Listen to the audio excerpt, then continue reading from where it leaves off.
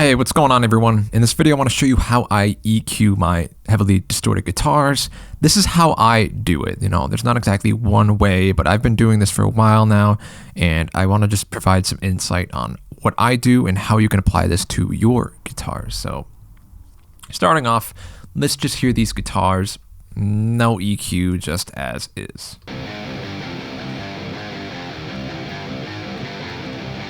So, these sound pretty good. We got an octave pedal going on here. The first two, octave pedals off, some nice chugs. They do not sound bad, especially by themselves, but they're a bit boxy, a little bit harsher than I'd like them to be. So I'm just going to walk you through what I did on these guitars on the official release. This is my song, Digital Gods, the most recent one I've put out. So let's go over it. Starting off with the low pass, which it's pretty subtle. I really can't hear much going on with the frequency soloed. But you can kind of hear as we get a little bit more aggressive with it, what it's taking out. And it's kind of just rounding off the guitar tone a bit. I personally just like to have a subtle low pass just so we're rounding off some of those harsher frequencies that I necessarily don't want them associated with the guitars, kind of in cymbal territory. So that's what I like to do. And the next is going to be about 6.2K. This is kind of an awful frequency section, kind of section. And I like to dip out a little bit of that. So we're going to dip it out. Bring it back in. It's pretty subtle. But a lot of these moves are going to be subtle, and together they're going to make the big impact. Your guitar tone should have been pretty good as is. So all these little changes I'm going to be doing are pretty subtle. Now we've got three kind of notched out frequencies here. These are like harsher tones, whistle tones. Just listening to this, roughly 4K. Just sounded awful. We scoop out a bit of that. Cool thing is it changes up the guitar tone in a pleasing way as well. We reintroduce it. Take it out. Just softens everything up. Another one right here. About 3.1. Just didn't sound good. We're going to scoop that out. Bring it back in. Hopefully you hear it. Scoop it out. Just sounds nicer. Same thing. About 2.3K. I feel like this is more of a tasteful move, not so much an objectively harsh tone, but we take that out.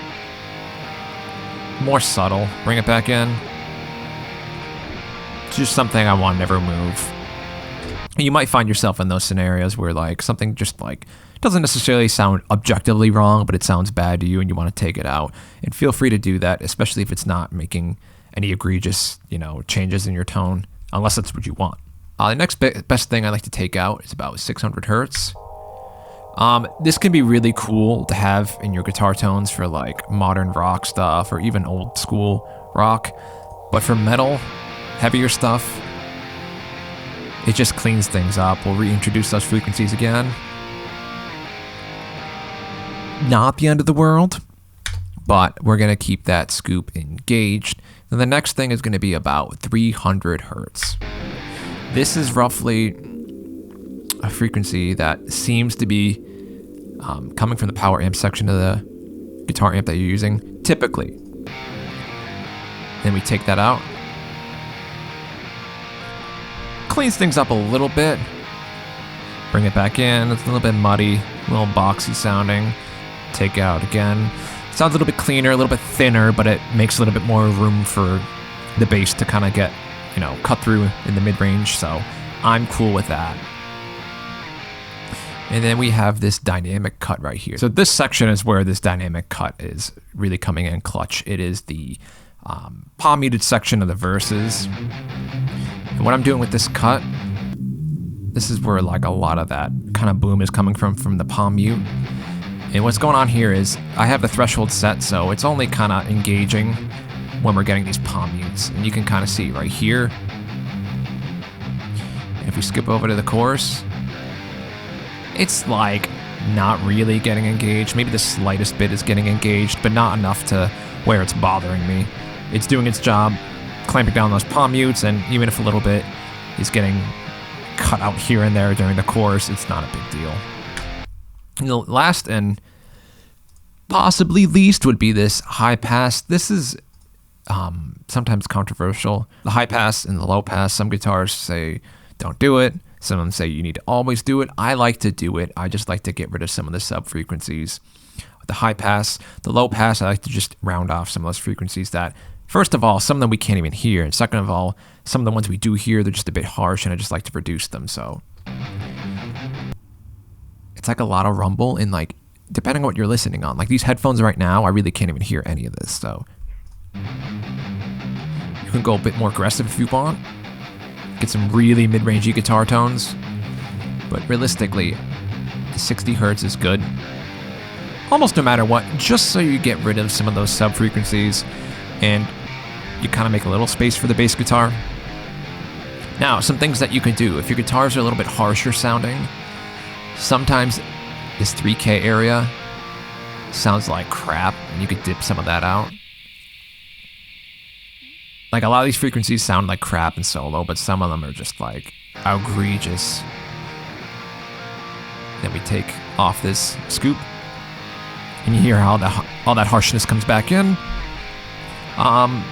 That's something cool you could do. Sometimes 1K, like all this, that can sound pretty cool. And it also makes way for the bass guitar to kind of poke through. I like to poke 1K on my bass guitars, boost that a little bit so the bass can cut through.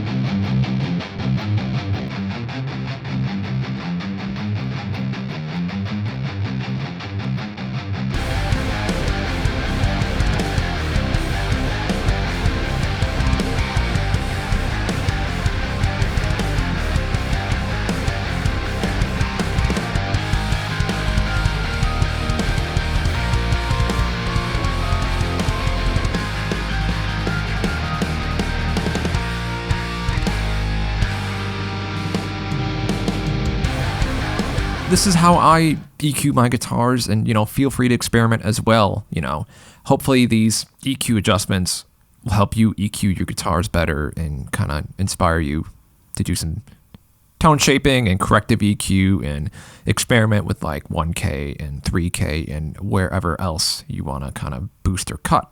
So thank you for watching. Questions, comments, please leave them down below. Appreciate you watching, and I hope to see you in the next video.